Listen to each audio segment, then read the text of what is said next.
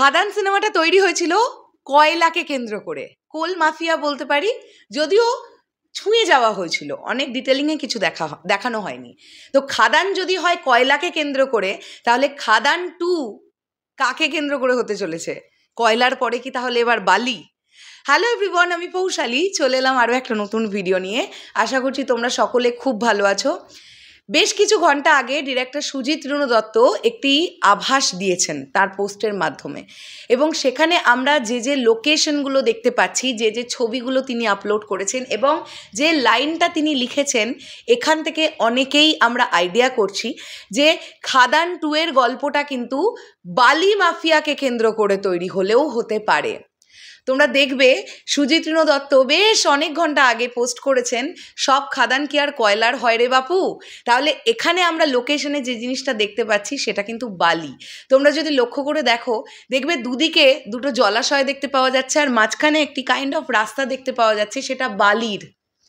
এবং আরও যে যে ছবিগুলো পোস্ট করা হয়েছে, এই লোকেশনগুলো দেখে আমাদের বুঝতে কোনো অসুবিধাই হচ্ছে না, এটা কিন্তু এই লোকেশনগুলো আমাদের বাংলার লোকেশন।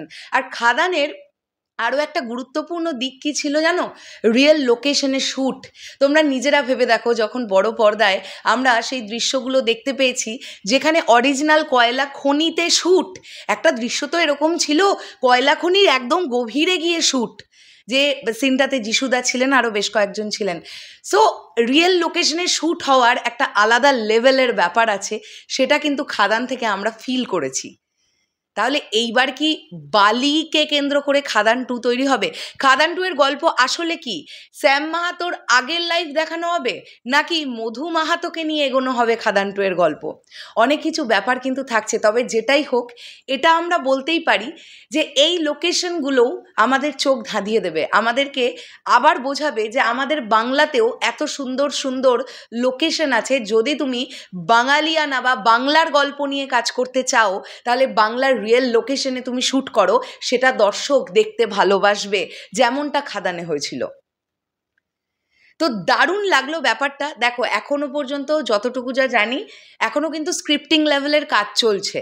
হ্যাঁ, আমি জানি না খাদান 2 এর গল্প নিয়ে একদম কমপ্লিটলি চিন্তাভাবনা করা হয়ে গেছে কিনা, জানি না। হতেও পারে যে গল্প নিয়ে চিন্তাভাবনা করা হয়ে গেছে, এখন স্ক্রিপ্টিংয়ের কাজ চলছে। যদি সেটাই হয়, তাহলে এবারে মনে হচ্ছে খাদান যেমন কয়লা মাফিয়াকে একটু ছুঁয়ে গিয়েছিল, খাদান 2 বোধহয় একটু বালি মাফিয়ার দিকে একটু যাবার চেষ্টা করবে। দেখা যাক না ব্যাপারটা কি হয়। ব্যাপারটা যেটাই হবে সেটা একটা দারুণ কিছু হবে, এবং আমরা আশা রাখবো যে দারুণ কিছুই হোক। এবং খাদান যেমন একটা স্ট্রং গল্পের ওপরে তৈরি হয়েছিল, খাদান 2 এর ইটসেলফ কন্টেন্টটা যেন খুব ভালো হয়, এটাও আমরা চাইবো। খাদানের এরকম একটা অবিশ্বাস্য একটা সাকসেসের পরে খাদান 2ও এর থেকেও বড় সাকসেস পাক, এটাই আমরা চাইবো। দেখা যাক এবার কি হয়। এখন আমার মনে হয় যে খাদান 2 আস্তে আস্তে মোটামুটি নেক্সট ইয়ার, মানে 2026 সাল তো বোধহয় হয়েই যাবে, 27ও হতে পারে, আমি জানি না দেবদার লাইন আপ কীভাবে সেট করা। তবে 2026এও কিন্তু খাদান 2 আসার একটা সম্ভাবনা একদম থাকছে নাও বলা যেতে পারছে না এখনই। দেখা যাক কি হয়। চলো, তোমাদের কি বক্তব্য এই পুরো বিষয়টাকে নিয়ে অবশ্যই কমেন্ট করে জানিও। দেখা হচ্ছে আবার খুব শিগগিরই। তাহলে এখনের জন্যে টাটা।